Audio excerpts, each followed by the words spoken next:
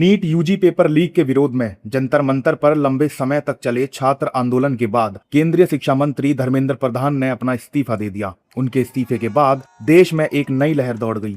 Cockroach जनता party विपक्षी नेता गदगद हो गए तो एनडीए नेता इस फैसले को देश हित में लिया व्यक्तिगत फैसला बताते दिखे। उनके इस्तीफे के बाद लगातार प्रतिक्रिया आ रही है। धर्मेंद्र प्रधान के घर शनिवार को भी नेताओं का आना जाना लगा रहा। अब एनडीए नेता क्या कुछ कह रहे हैं, सुनिए। कि छात्रों के हितों के लिए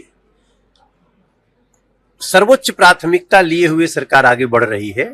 बातचीत संवाद तो बहुत आवश्यक है। हम वही संवाद संसद में भी चाहते हैं जो शुरू नहीं हो पा रहा है। वो कौन लोग हैं जो तख्ती पे तो दिखाते हैं कि ये समस्या है, लेकिन सदन में बहस की जगह भाग जाते हैं। तो कुछ लोग भ्रमित ही करना चाहते हैं। अब इस देश का युवा भ्रमित नहीं होने वाला है।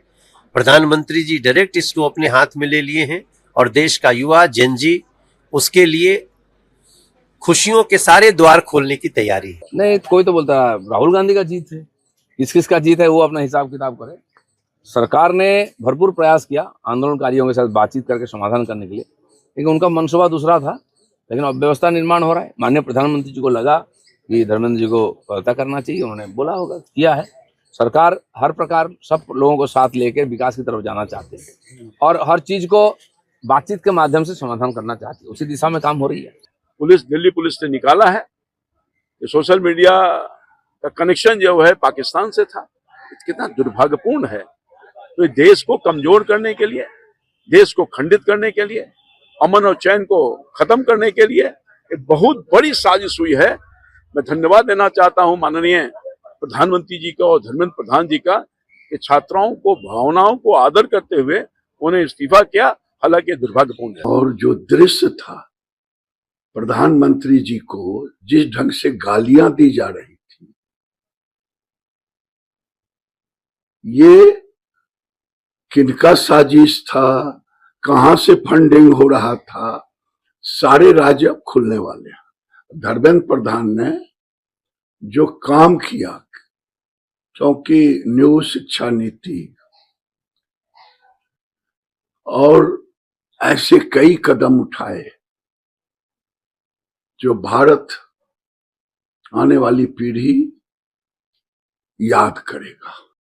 जबकि विपक्ष के नेता इसे युवा और लोकतंत्र की जीत बता रहे हैं और फैसले को देर से लिया गया निर्णय भी करार दे रहे हैं, सुनिए।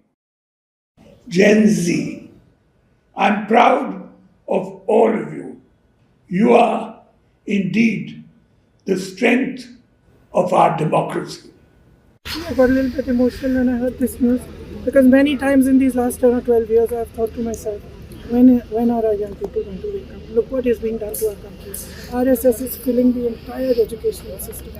Every post, every vice chancellor, the ideology of our forefathers is being broken down. Force is being used against young people, against anybody who raises their voice in protest. So today I'm a very happy person because the youth of our country has spoken and nobody can ever dare to silence them. बहुत देर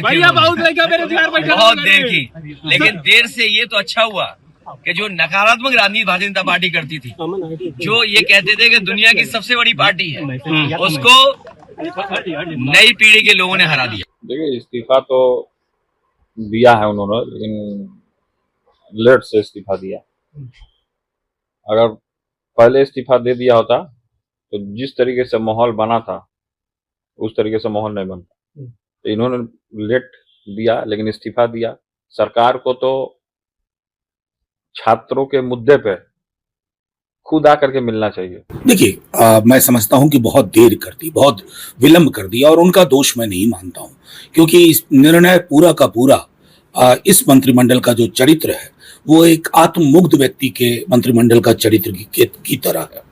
मोदी जी 2 दिनों तक, अभी भी पिछले 2 दिनों में deflect करने की कोशिश कर रहे थे, स्वीकार ही नहीं कर रहे थे, कर पा रहे थे कि अहंकार सबसे बड़ी, जिसको कहते हैं सबसे बड़ा अवरोधक है उनका छात्रों और युवाओं की पीड़ा तक पहुंचने में।